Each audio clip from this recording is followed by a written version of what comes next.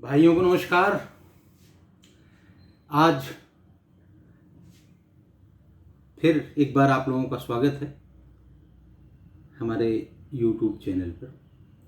आज हम भारत में मुस्लिम आक्रमण का इतिहास या आगमन का इतिहास के यही क्रम में दूसरा एपिसोड करने जा रहे हैं, जिसमें हम बताएंगे एक बहुत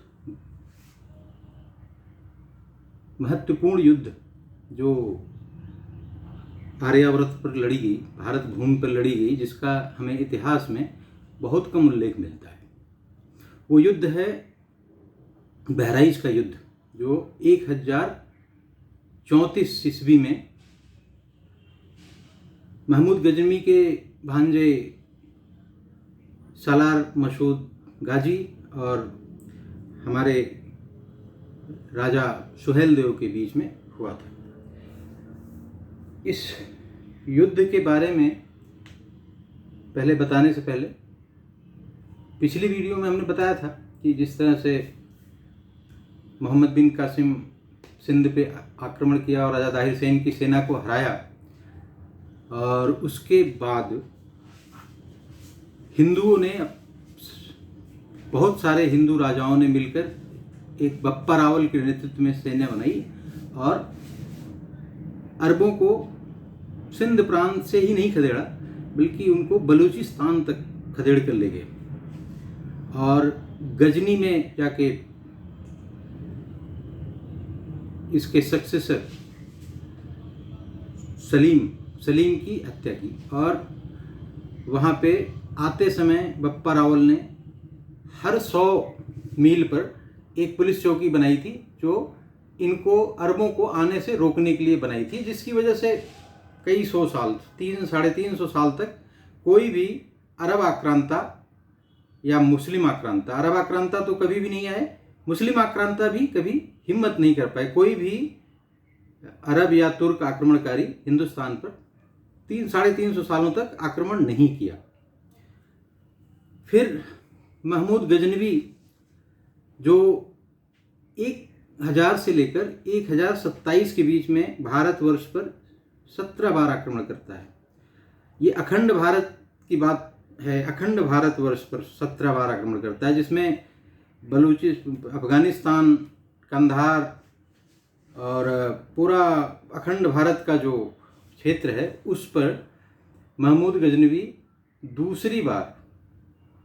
दूसरा आक्रमणकारी था जो भारतवर्ष में घुसने की हिम्मत कर पाया, अरबों के बाद करीब 350 साल बाद।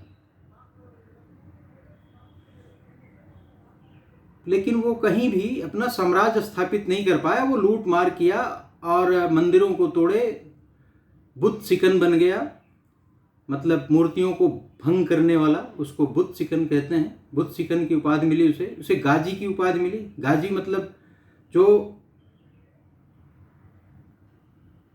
काफिर जो इस्लाम धर्म को नहीं मानते उनको काफिर कहते हैं, और काफिरों को जो जैसे हिंदू काफिर होता है, काफिरों को जो इस्लाम में कन्वर्ट करेगा उसको, और जो नहीं मानेगा उसकी हत्या कर देगा।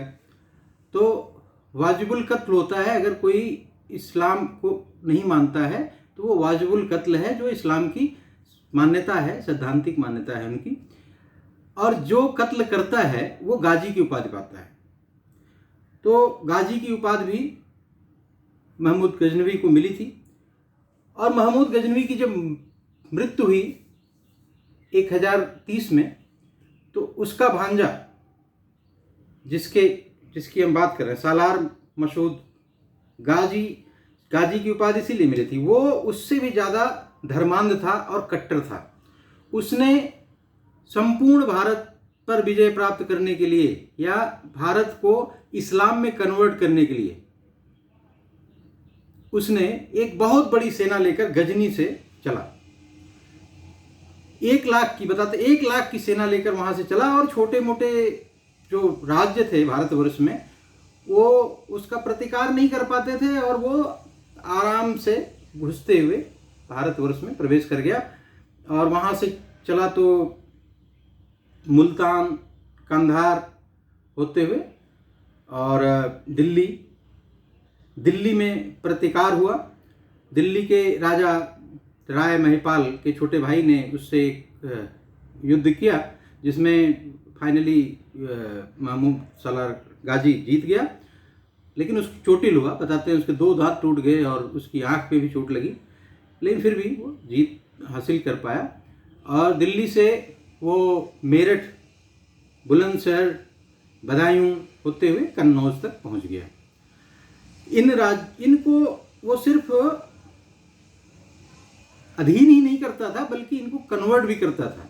ये परंपरा शुरू हुई महमूद, जिसकी हम बात कर रहे हैं, सालार मसूद गाजी के समय से, कि वो अपने शासन में मिलाता था उन राज्यों को, छोटे छोटे राज्यों को, उनको इस्लाम में कन्वर्ट भी कराता था। वो मेरठ को, बुलंदशहर को, मेरठ, बुलंदशहर और बदायूं, कन्नौज, इन सब शासकों को, कन्नौज का शासक तो अपनी स्वेच्छा से इस्लाम धर्म ले लिया और बहुत आसानी से सरेंडर कर गया। कन्नौज को वो अपना केंद्र बनाना चाहता था सालार मसूद गाजी।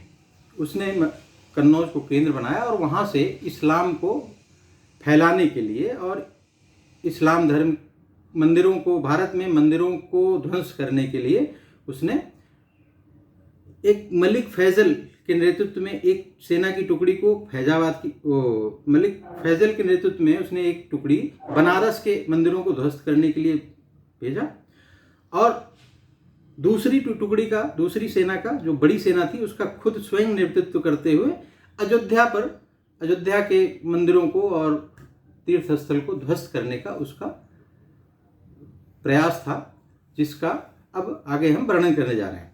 लेकिन अब कन्नौज में जब पहुंचा सालार मसूद गाजी, तो कन्नौज से एक इसने पत्र लिखा वहाँ के छोटे छोटे सारे राजाओं को। उसमें से एक पत्र उसने राजा सुहेल देव के पास भी अपना दूत भेजा एक पत्र के साथ, और उसमें लिखा था कि या तो इस्लाम स्वीकार करो और हमारे पास आ जाओ, मिल जाओ हमसे, नहीं तो अपनी स्त्री को हमारे हरम में भेज दो और अपने सर्वनाश के लिए तैयार हो जाओ। कहते हैं कि राजा सुहेल देव को इतना गुस्सा आया कि उसने एक ही तलवार की एक ही चोट में उसके सर के 2 टुकड़े कर दिए दूध के। और राजा सुहेल देव, आपको यहाँ पे बताता चलूँ कि इस्लाम तब तक नया नहीं रह गया था हिंदुस्तान के राजाओं के लिए भी। इनको बहुत कुछ ज्ञान हो गया था इस्लाम की मान्यताओं के बारे में, इस्लाम की सोच के बारे में, इस्लाम के तरीकों के बारे में। इस्लामी मान्यता के अनुसार युद्ध नीति कुछ नहीं होती। ये छल से, पीछे से वार करने में एक्सपर्ट होते हैं। आज शुरू से नहीं, आज भी जो अरबी कल्ट या तुर्कों की जो सोच है, वो किसी भी तरह से ऐसे ही छुप के युद्ध करना या मारना या काटना, ये इनकी फितरत में है। ये कोई इनके लिए नई चीज नहीं थी। जब ये दूत राजा सुहेल देव के पास पहुंचा, राजा सुहेल देव श्रावस्ती के, जो बहराइच क्षेत्र है, श्रावस्ती के राजा थे और महाराजा मोरध्वज के पुत्र थे। इन्होंने, राजा सुहेल देव ने अपने आसपास के सारे हिंदू राजाओं को एकत्रित करने के लिए पत्र लिखा, और उस पत्र में लिखा, जो आपको, वो पत्र आपको मिराजे मसूदी, जो जिसमें सबसे डिटेल में इस युद्ध के का पूरा चित्रण है, अब्दुल रहमान चिश्ती की बुक है मिरात ए मसूदी, उसमें देखा जा सकता है।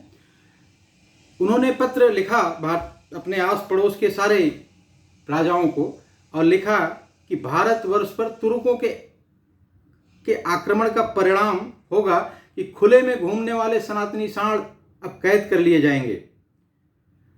मैंने सुना है कि दुश्मन पर काल बनकर गरजने वाली तलवारें अब म्यानों में कैद हो जाएंगी।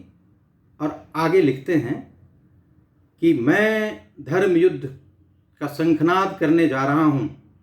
बहराइच के मैदान में मैं अकेला लड़ूंगा, और इस धर्म युद्ध में भगवे की बुलंदी की गूंज संपूर्ण विश्व सुनेगा। उन्होंने आस पड़ोस के सारे हिंदू राजाओं को एकत्रित किया, राजाओं को पत्र लिखे और पत्र का जवाब राजाओं ने दिया कि आप मूछ पर ताव देकर धर्म युद्ध का आगाज करें, हम रक्त की नदियां बहा देंगे लेकिन भगवे का सम्मान नहीं झुकने देंगे। हिंदू राजाओं ने 22 हिंदू राजाओं ने राजा सुहेल देव के नेतृत्व में सेना का गठन किया और बखला नदी के किनारे ये संयुक्त हिंदू सेना एकत्रित होने लगी। बखला नदी ये चित्तौड़ा झील से हठेला और अनारकली झील के बीच का फैला हुआ मैदान, यहाँ पे हिंदू सेना एकत्रित होने लगी और उधर सालार मसूद गाजी कन्नौज से आक्रमण करते हुए धीरे धीरे पहुंचा बाराबंकी। बाराबंकी का भौगोलिक देखेंगे, भौगोलिक दृष्टि से बाराबंकी के पास अयोध्या भी नज़दीक हो जाता है और जो सुहेल देव की राजधानी है श्रावस्ती, वो भी उसी के पास में ही है। श्रावस्ती, बहराइच, ये बाराबंकी पर आक्रमण किया।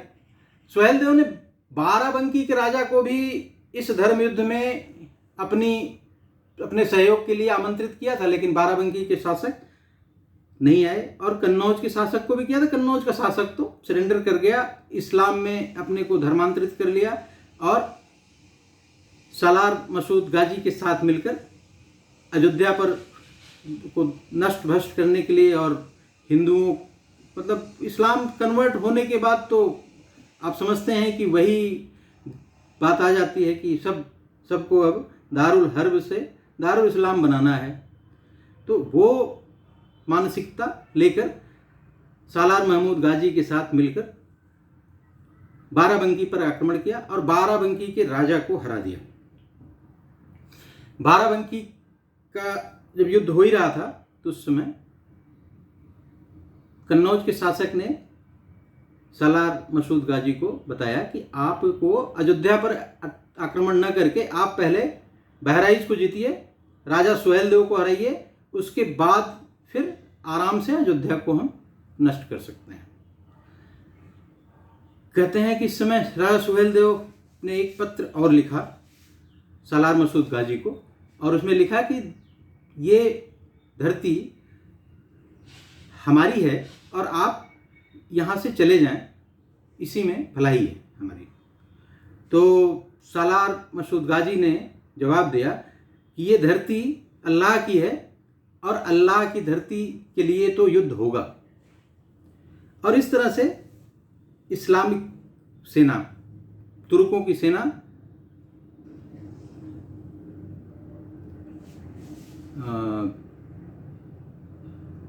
सेना बाराबंकी से अयोध्या की तरफ न जाके सीधा आ गई बहराइच की तरफ। और बहराइच में आमने सामने दोनों सेनाएं, हिंदुई सेना और इस्लाम की सेना, दोनों आमने सामने आ गई। बताते हैं कि इस जो सालार मसूद गाजी की सेना थी वो करीब 4-5 लाख के करीब थी और हिंदुओं ने भी अपनी सेना जो एकत्रित की 3 लाख के करीब हो गई थी। बताते हैं कि हर घर से एक बेटा दिया, हर घर ने, उस सारे क्षेत्र के लोगों ने अपना एक एक बेटा उसमें हिंदू धर्म युद्ध में आहूत करने के लिए भेज दिया। और इतनी विशालकाय सेना के साथ हिंदू भी थे और सालार मसूद गाजी की अफगान सेना, तुर्की सेना भी वहाँ पे एकत्रित थी। कहते हैं कि रात में सालार मसूद गाजी ने अपनी एक सेना की टुकड़ी हिंदुई सेना पर आक्रमण करने के लिए भेज दिया और हिंदुई सेना को पराजित किया और लौट गए। हिंदुस्तान में हिंदुओं में कभी भी रात में युद्ध करने की बात सोच नहीं सकते थे। शाम को शंखनाद के बाद से दोनों, जब भी शत्रु की सेना और अपनी सेना दोनों अपने अपने शिविर में जाकर आराम करती थी और फिर सुबह शंखनाद के साथ युद्ध होता था, ये पारंपरिक रूप से। लेकिन इस्लाम में और तुर्कों में इस तरह की कोई युद्ध नीति नहीं थी। उन्हें युद्ध जीतने के लिए वो ऐसे ही रात में पीछे से छुप के वार करना इनकी परंपरा में रही शुरू से ही। ये पैगंबर मोहम्मद के समय से ही शुरू हो गया था ये संस्कार। लेकिन उसके बाद हिंदू सेना ने समझ गई और राजा सुहेलदेव ने दूसरे दिन विष में भरे हुए कटीले कीलों को पूरे क्षेत्र में फैला दिया जहाँ से आक्रमणकारियों को आना था। विष से सने हुए कटीले कील फैला दिए और जब दूसरी रात को तुर्क सेना आक्रमण करने के लिए आगे बढ़ी तो बहुत सारे सैनिक उसके विषैले कीलों की वजह से मर गए और अंत में बखला नदी पर युद्ध हुआ और उस युद्ध को भयानक युद्ध माना जाता है। उसमें बताते हैं कि पूरे उस बहराइच के उस पूरे एरिए में खून खून दिखता था, इतना रक्तपात हुआ, इतना भयानक युद्ध था कि हिंदुओं की सेना ने गाजर मूली की तरह अरबों को, तुर्कों को काटा। और कहते हैं कि जब हारने लगा सलार मसूद गाजी तो उसने संधि प्रस्ताव भेजा राजा सुहेलदेव के पास। राजा सुहेलदेव ने कहा कि जो लोग युद्ध नीति को फॉलो नहीं करते, जो महिलाओं का सम्मान नहीं करते, जो रात में आक्रमण कर देते हैं, उनसे कोई समझौता नहीं होगा। और पहली बार ऐसा युद्ध हुआ जिसमें कि दौड़ा कर इस्लामिक आक्रमणकारियों को हिंदवी सेना ने काटा। बताते हैं कि ये जो इसका एक मित्र था मीर नसरुल्ला, उसको 12 मील तक दौड़ाकर एक घेर में काट दिया हिंदवी सेना ने। और सालार मसूद को शाहपुर में बताते हैं कि राजा सुहेलदेव ने अपने 20 बड़े बाणों से बहुत सारे लोगों को मारा, लेकिन इसको अपनी तलवार से, सालार मसूद गाजी को राजा सुहेलदेव ने अपनी तलवार से भयानक चोट पहुंचाई जिससे कि उसकी मृत्यु हो गई। और किसी भी मुस्लिम आक्रमणकारी को भागने तक का मौका नहीं दिया, दौड़ा कर मारा था।